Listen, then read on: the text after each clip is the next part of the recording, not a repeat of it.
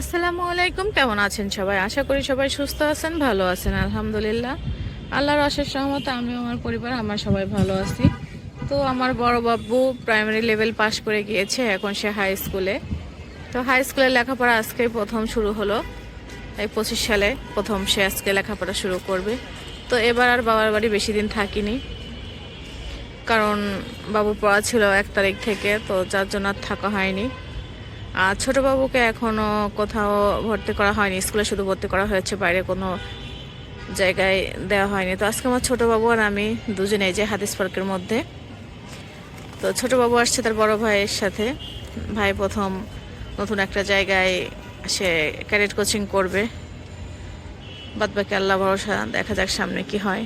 তো সে তার বড় ভাইয়ের সাথে আসছে। তো এসে আমরা হাদিস পার্কের মধ্যে একটু আসলাম হাঁটতে। তো জীবনের একটা অধ্যায় শেষ হলো বড় বাবুর, আর ছোট বাবু তো ক্লাস 4-এ পড়ে। তো সবাই দোয়া করবেন আমার বাবুদের জন্য, আস্তে আস্তে এভাবে যেন সফলতার সাথে সে জীবনে ভালো মানুষে, মানবিক মানুষে সে যেন বড় হতে পারে। আল্লাহ তার নেক হায়াত দান করুক, আমার দুই বাবুকে আল্লাহ নেক হায়াত দান করুক। তো আমরা কিছু সময় হাদিস পার্কের মধ্যে হাঁটাহাঁটি করব, করে বের হয়ে যাব। কোথায় মাছ?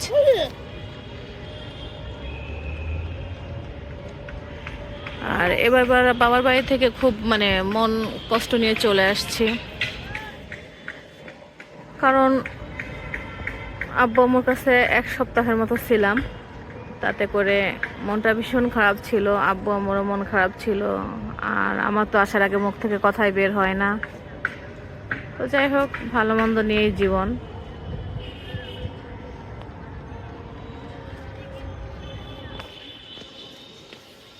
আর এই যে আমার বাবুকে দেখা যাচ্ছে বাইরে থেকে, ভিতরে ক্লাস করতেছে খুব মনোযোগ দিয়ে।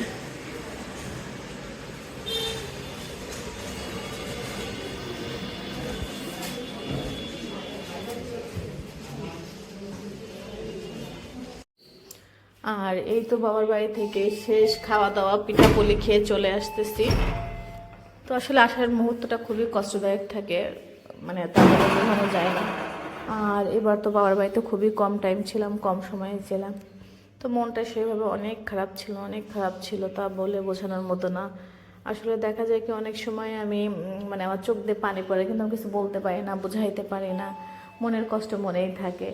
তো আসলে এক একজনের প্রকাশভঙ্গি এক এক রকম।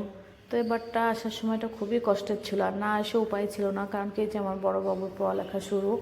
তো 1 তারিখ থেকে বাবুর প্রত্যেকটা পড়া শুরু হয়ে গেছিলো, যার কারণে আমার চলে আসতে হয়েছিল। তাহলে দেখা যায় যে অনেক দিনই থাকে। আর আমার আম্মু ওই যে বটি করে দিয়েছিলেন, সেই বটিটাকে ফিনিশিং দিতে নিয়ে গিয়েছিলেন, তো আমিও গিয়েছিলাম সাথে। এই যে, আর বাবার বাড়ি গেলে মনে হয় কি যে এই তো সেদিন আসলাম, সেদিন আসলাম, কীভাবে যে সময় কেটে যায়।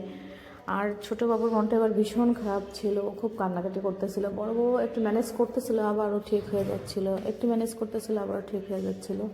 কিন্তু ছোটো বাবুকে সামলানো অনেক কঠিন হয়ে যাচ্ছিল। ও কিছুতেই মানতে চাচ্ছিল না যে সে আসবে। তারপর বলে কি, আম্মু আমাকে রেখে যাও, যে কখনো আমাকে ছাড়া থাকে নাই। তারপর বলে কি, আম্মু আমাকে রেখে যাও। তো বিদায় মুহূর্ত আসলে সবসময় কঠিন, কঠিন এবং খুব কষ্টকর হয়, করার কিছু নাই। আর এই যে বাসায় পৌঁছে গেলাম। আর এখনও যে একটা চিন্তা লাগে যে আব্বু আম্মুকে নিয়ে, আগে এই চিন্তাটা আমার ছিল না, কারণ আগে আমার মেয়েভাই ছিল, মেয়েভাই সব যেখানে যা সব মেয়েভাই দেখভাল করতো। আর এখন আমার মাথায় বিশাল একটা দায়িত্ব চেপে বসে আছে, যে এই দায়িত্বটা আমি কীভাবে ম্যানেজ করব, কি করব। আসলে কেউ দায়িত্ব না দিলেও আমার নিজের থেকে অটোমেটিক চলে আসছে এই দায়িত্বটা। তো যাই হোক, করার কিছু নাই, মেয়ে মানুষের জীবন, সব কিছু মেলাইয়েই চলতে হয়, এভাবেই ভালো থাকতে হয়। তো আল্লাহর কাছে সবসময় দোয়া করি যে আল্লাহ তুমি আমার আব্বু আম্মুকে নেক হায়াত দান করো, তাদেরকে সবসময় সুস্থ রাখো, ভালো রাখো। আর মাঝে মাঝে তো ভীষণ কষ্ট হয়, ভীষণ কষ্ট হয়, আসলে কি করার, করার কিছুই নাই। তো সবাই আমার পরিবারের জন্য দোয়া করবেন। আজ এই পর্যন্ত, আল্লাহ হাফেজ, আসসালামু আলাইকুম।